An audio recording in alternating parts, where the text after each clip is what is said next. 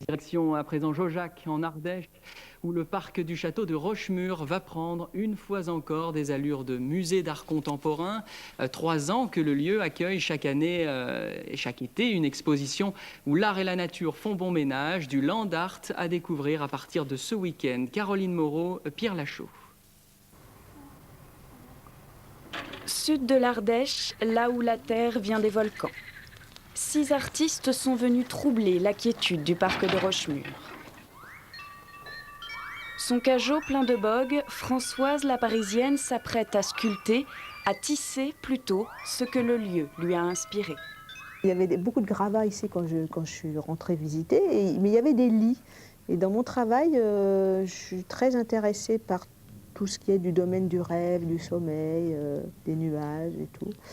Et donc, c'est venu naturellement l'association entre les lits, les châtaignes, le monde des rêves. Après, j'ai appris que les châtaignes étaient fumées ici, donc tout ça fait des tourbillons.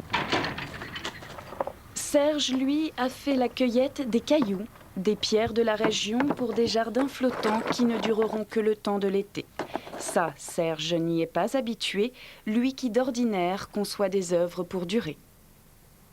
Ça donne, je trouve, beaucoup de liberté, puisque c'est pas un élément qui est appelé à rester dans le temps, où éventuellement là il y a beaucoup plus de contraintes, parce qu'il faut penser justement dans la durée, dans l'intégration de l'espace, alors que là, bon, on sait qu'un jour ça va partir.